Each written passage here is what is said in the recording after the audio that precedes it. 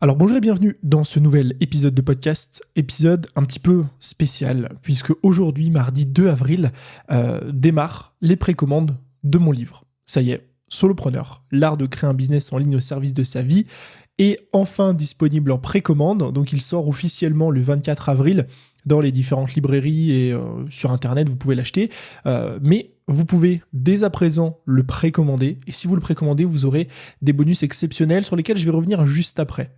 Avant, j'aimerais déjà vous remercier pour tout le soutien que vous m'apportez au fil des années, de ces dernières années. Et je voulais vous expliquer un petit peu pourquoi j'ai écrit ce livre, rapidement à qui il s'adresse et quel est son contenu. Donc ce livre, je l'ai écrit tout simplement parce que c'est le livre que moi j'aurais aimé lire plus tôt.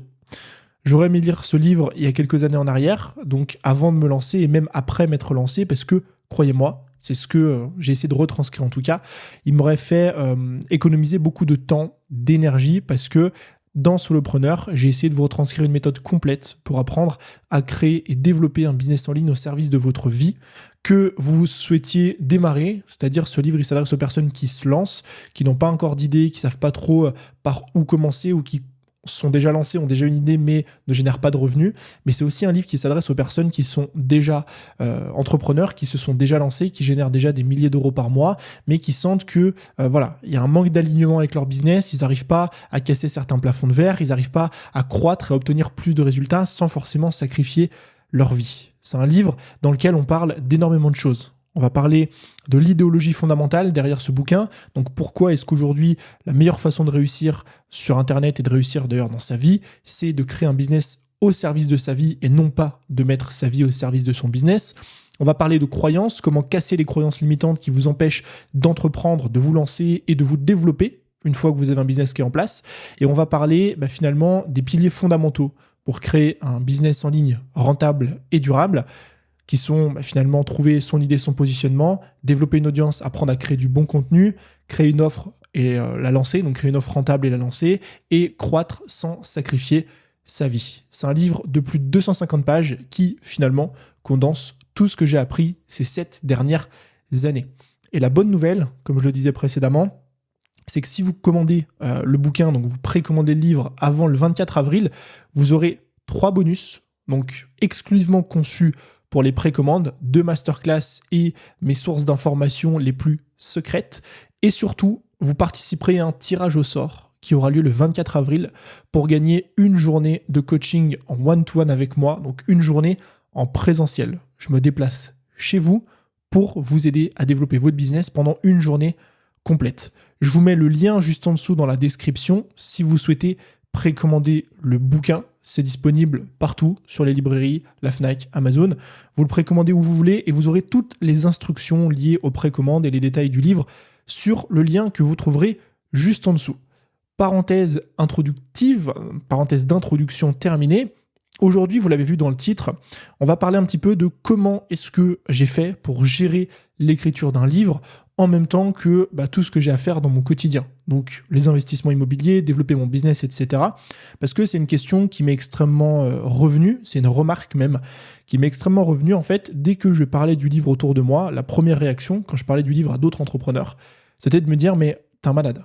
T'es un malade parce que écrire un livre, ça a l'air d'être une montagne, ça a l'air extrêmement compliqué, et j'ai ni le temps, ni l'énergie, ni l'envie actuellement d'en écrire un. Il faut savoir une chose, c'est que ce livre, j'ai démarré l'écriture en janvier 2023. Elle s'est terminée, donc le livre s'est terminé là récemment, il y a quelques semaines, donc ça m'a pris environ 15 mois. Et en fait, durant ces 15 mois, j'ai aussi fait énormément de choses. On a fait 2 achats immobiliers, c'est-à-dire qu'on a acheté 4 appartements sur ces 15 derniers mois. J'ai écrit ce livre, donc écrit, lancé, fait la promotion, la couverture, etc.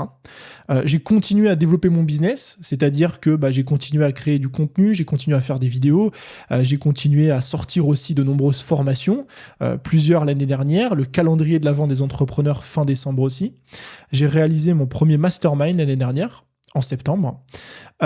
J'ai voyagé aussi l'année dernière, donc je suis allé à Bali, en Malaisie, en Corée, au Japon, et je suis parti aussi un mois à New York. Tout ça en bossant en moyenne 3h30 par jour. Et je sais que ça peut paraître un peu fou, Quand je liste tout ça, moi-même, j'arrive pas à me rendre compte de tout ce que j'ai accompli ces 15 derniers mois, à côté de l'écriture du livre. Mais en fait, tout est souvent une question justement de productivité, d'organisation, de bien savoir manager un petit peu tout ça. Et c'est justement ce qu'on va voir dans cet épisode. On va voir un petit peu comment est-ce que j'ai fait, comment est-ce que j'ai calé le livre et quelques principes de productivité qui sont liés à ça, qui vont vous aussi peut-être vous permettre de mieux gérer votre temps. Si aussi vous souhaitez écrire un livre, pourquoi pas d'écrire votre livre sans sacrifier ni votre vie, ni les résultats de votre business.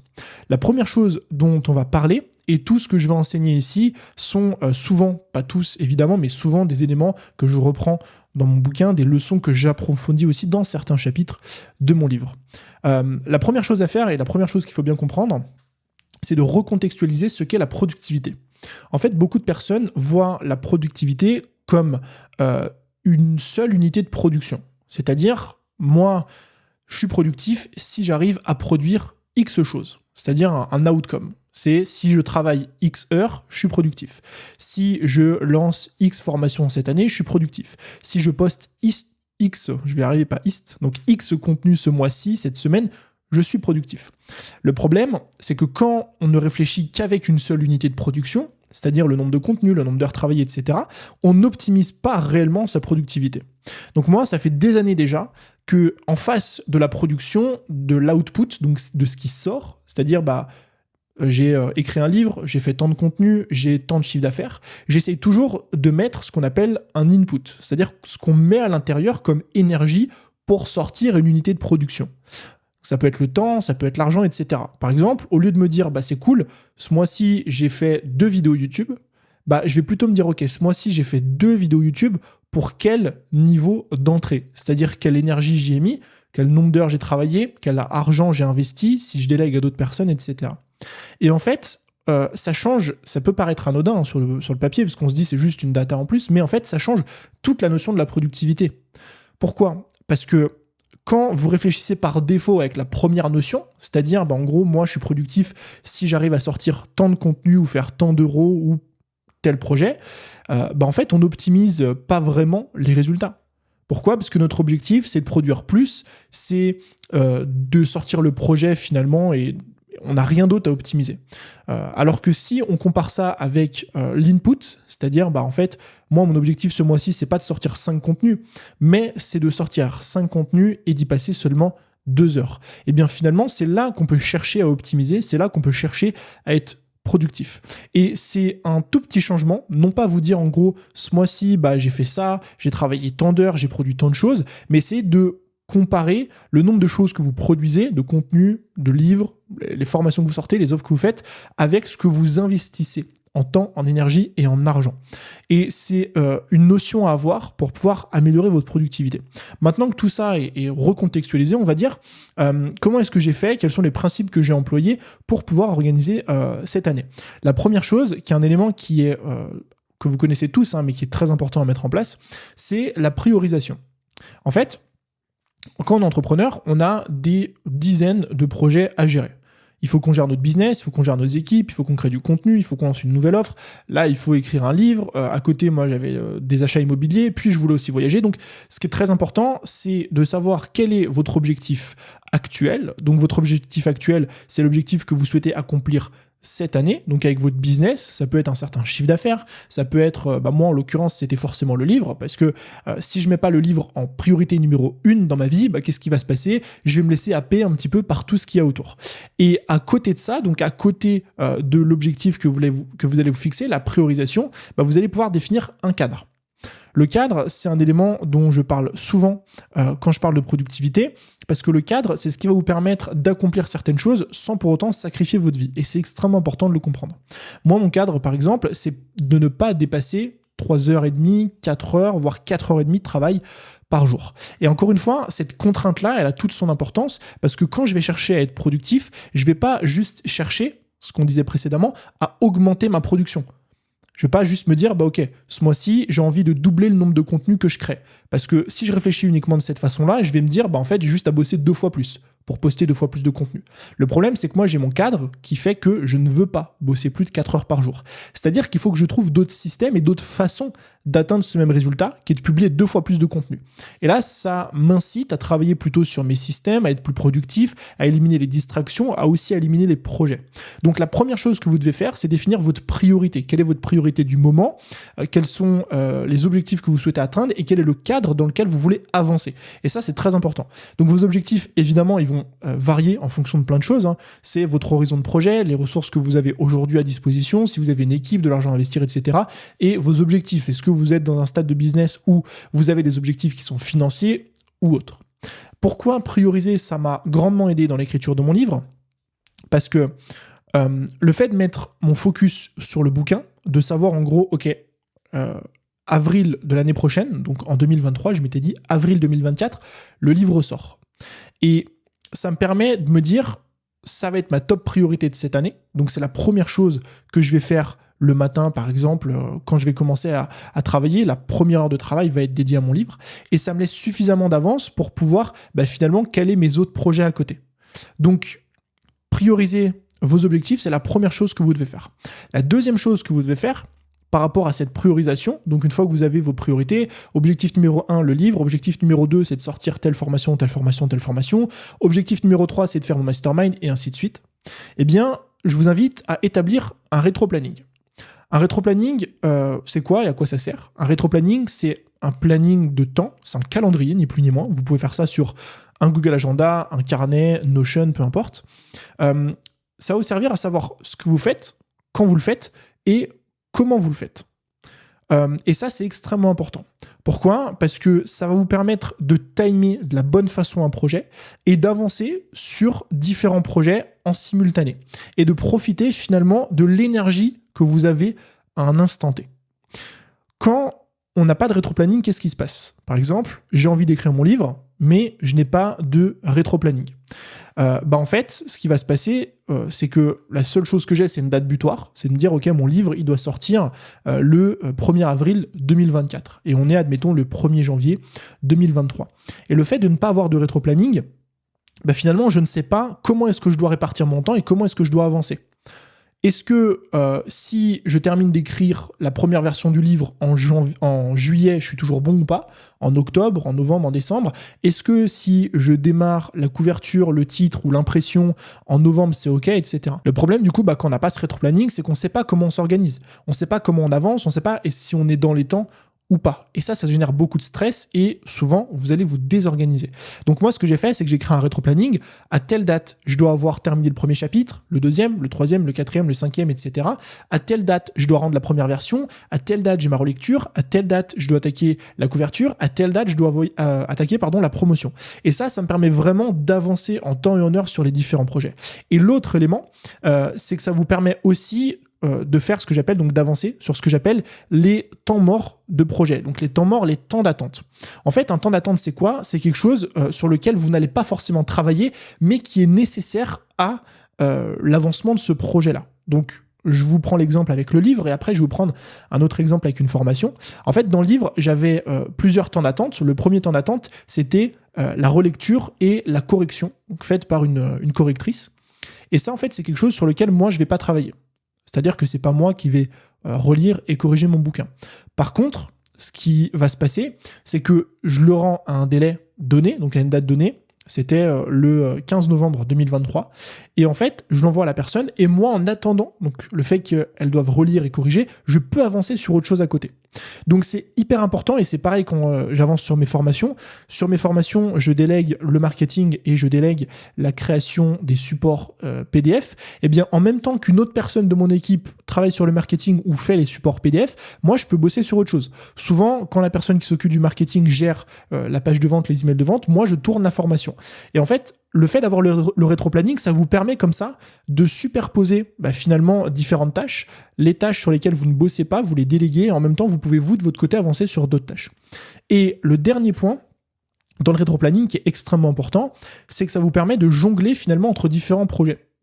Pourquoi ? Parce que si vous savez qu'à telle date, vous devez rendre le premier chapitre, à telle date le deuxième, le dixième, la relecture, eh bien si vous avez de l'avance sur un projet, donc si par exemple on est, encore une fois, le 1er avril 2023, et j'ai déjà rédigé 3 chapitres, alors qu'en fait je devais les rendre fin mai, en fait je sais que devant moi j'ai 2 mois d'avance, donc soit je continue à avancer sur le livre, mais si j'arrive à un stade où j'ai plus la créativité, j'ai plus le jus, je me dis ok, je vais laisser reposer ça quelques jours, quelques semaines, et en même temps j'avance sur un autre projet, parce qu'il y a un autre rétro-planning à côté. Donc vraiment, le rétro-planning, c'est un truc qui peut grandement vous aider pour gérer tous vos projets. Et moi, je sais que pour gérer le livre, ça m'a beaucoup aidé. Le troisième conseil, la troisième chose qui m'a grandement aidé dans l'écriture de ce bouquin et à gérer toute mon année finalement, c'est de diviser ce que j'appelle le travail créatif et le travail opérationnel. Et finalement, comprendre la nature de chacune des tâches. En fait, dans votre business, dans l'écriture d'un livre notamment aussi, vous allez avoir 2 grandes catégories de tâches. Les tâches créatives et les tâches opérationnelles. Et c'est important de comprendre que les tâches créatives et les tâches opérationnelles ne demandent pas du tout la même énergie, ne demandent pas du tout le même focus, le même mindset. C'est vraiment 2 choses totalement différentes. Et ce qui s'est passé plusieurs fois durant l'écriture, d'où l'importance, encore une fois, d'avoir un rétro-planning, c'est que j'écrivais un chapitre, 2 chapitres, 3 chapitres. Et puis, au bout du 3e chapitre, je commençais à plus trop avoir de jus créatif. C'est-à-dire que j'arrivais plus à trouver mes mots, j'arrivais plus à trouver des idées, j'arrivais plus à structurer. Et en fait, à ce moment-là, je switchais d'une tâche créative à une tâche opérationnelle. Je me disais, ok, très bien, bon, mets sur pause l'écriture de ton livre, repose-toi pendant quelques jours, parce que j'écrivais souvent tous les jours, ça me permet vraiment d'avancer, et passe plutôt sur une tâche opérationnelle liée au bouquin. Donc, je commençais à réfléchir au titre, je commençais à réfléchir plutôt à la promotion, ce genre de trucs, des trucs voilà, sur lesquels on devait avancer, où j'essayais de corriger, de relire, des choses qui ne demandent pas forcément de jus créatif et de trouver des idées. Et avoir cette balance entre les deux, comme ça, savoir switcher d'une tâche à une autre, ça permet finalement de garder son jus créatif pour les moments qui sont importants. Parce que croyez-moi, et on parle de créativité là sur l'écriture d'un bouquin, mais c'est pareil quand vous faites du contenu, des formations, il n'y a rien de pire en fait que d'essayer d'être créatif dans une période ou un moment de la journée ou de la semaine qui ne l'est pas du tout pour vous. Ce qui va se passer, c'est que vous allez vous retrouver devant votre feuille, et moi ça m'est arrivé plein de fois, comme ça, à essayer d'écrire des trucs, mais il n'y a rien qui vient. À ce moment-là, si vous sentez que ça ne vient pas, mettez sur pause, passez sur un truc qui n'a rien à voir. Changez de projet, un truc opérationnel, un truc qui ne vous fait pas réfléchir, faites du montage, ce que vous voulez, et vous faites ça pendant plusieurs heures, plusieurs jours. En l'occurrence, le livre, c'est bien de laisser reposer plusieurs jours, et vous revenez sur le travail créatif. Et comme ça vous évite, vous, de rester bloqué et de ne pas avancer finalement sur votre projet. La leçon suivante, la 4e méthode que j'ai employée, qui est extrêmement importante sur l'écriture d'un livre, mais pas que, c'est la place de la structure et de la direction dans le travail et la productivité. En fait, on s'en rend pas compte, on s'en rend peu compte, moi je m'en suis grandement rendu compte dans l'écriture de mon livre, c'est que ce qui va faire en sorte que votre travail va se dérouler de la meilleure façon possible, c'est le plan et la structure. J'ai passé, et vous le verrez parce que demain il y a une vidéo YouTube qui sort qui détaille un petit peu le processus de création du bouquin, mais vous le verrez, j'ai passé presque 1 mois, on va dire, 1 mois et demi quasiment, enfin j'ai passé des dizaines d'heures, juste sur le plan de contenu du livre.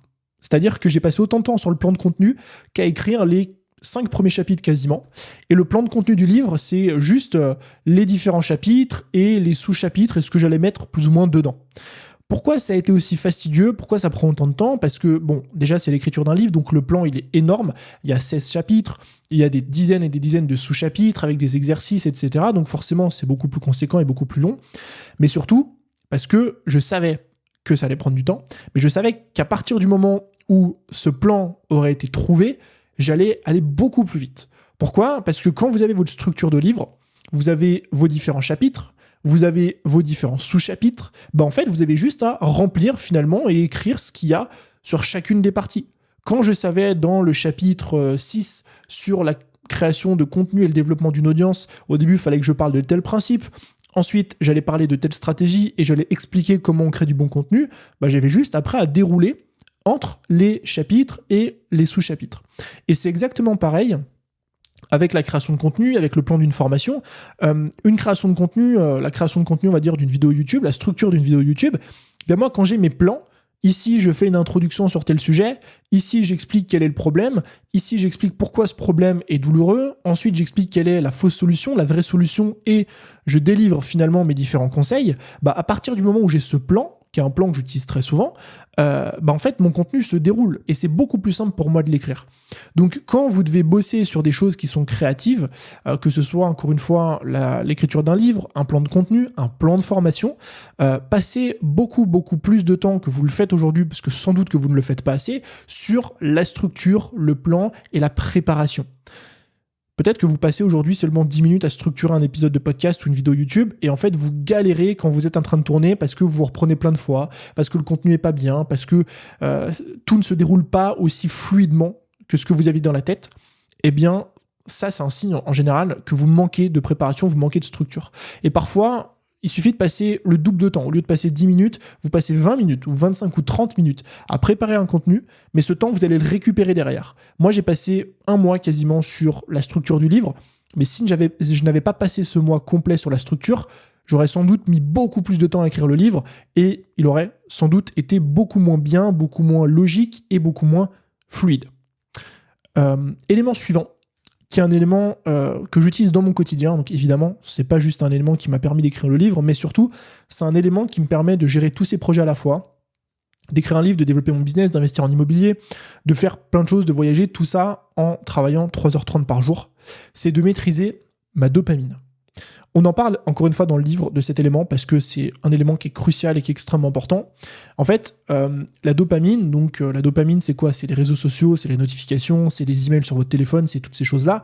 En fait, c'est l'ennemi numéro 1 aujourd'hui de votre productivité. Il y a plein d'études qui le prouvent, dont certaines dont j'ai parlé dans le bouquin, qui expliquent que chaque temps d'interruption aujourd'hui vous coûte en moyenne une vingtaine de minutes, 23 minutes de mémoire, de concentration. C'est-à-dire que si aujourd'hui je suis en train, par exemple, de préparer le script de cette vidéo YouTube ou en l'occurrence d'écrire mon livre et que je reçois un message WhatsApp sur mon téléphone, hop, j'ouvre mon téléphone, je regarde, eh bien en moyenne, il va me falloir 23 minutes pour arriver à me reconcentrer, donc à me concentrer à nouveau et être vraiment focus au niveau où je l'étais avant cette interruption. Et donc le problème, c'est qu'il vous suffit de 2 interruptions par heure pour ne jamais être concentré durant votre journée. Maintenant, je vous pose une question.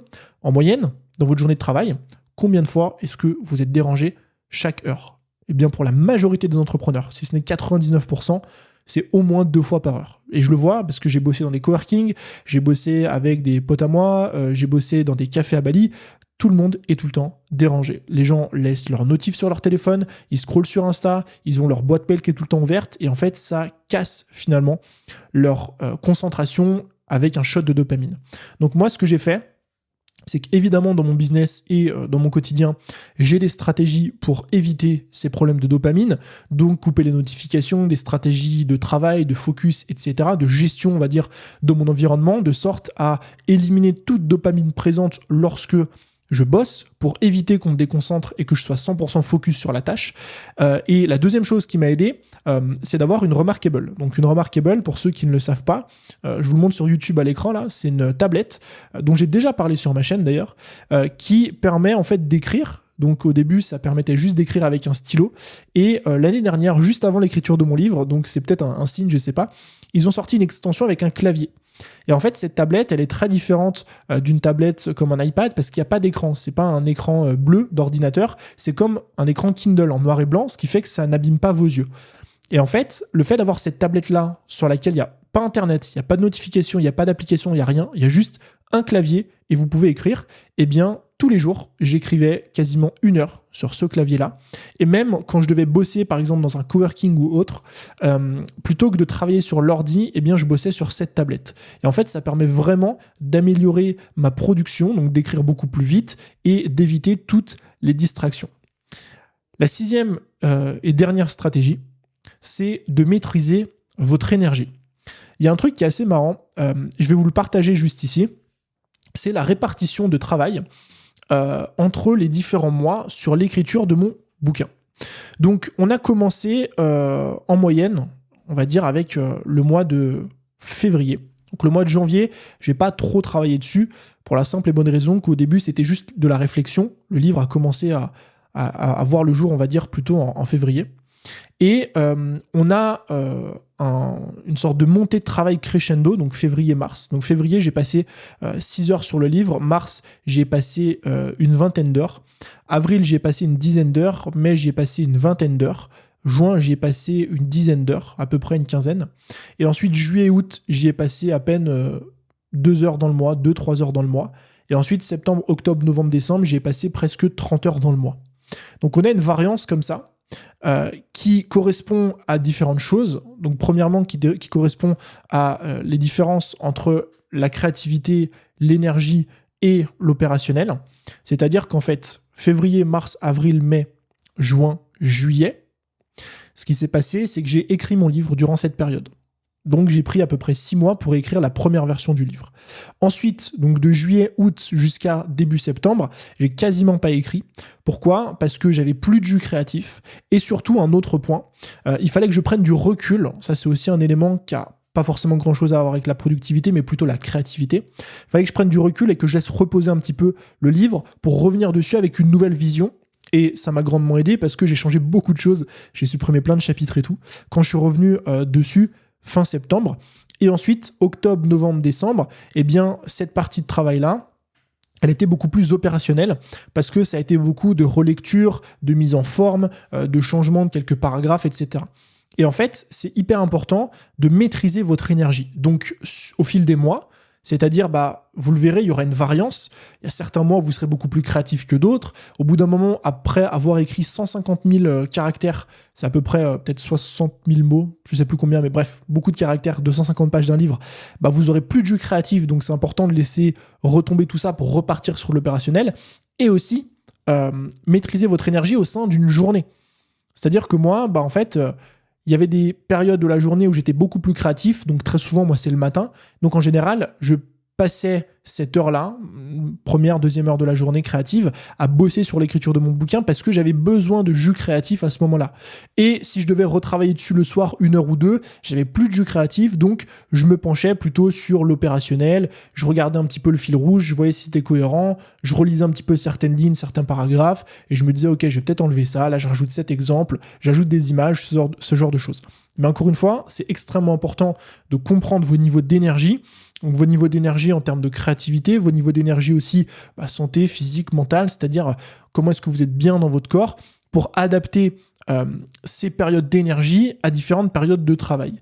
Et si vous avez besoin finalement d'énergie créative, eh bien, dès que vous l'avez, investissez votre temps là-dessus. C'est-à-dire que si vous sentez que votre énergie créative, c'est le matin à 8h, à 9h, à 10h, comme vous voulez, eh bien, ne passez pas ces heures-là à faire de l'opérationnel, absolument pas.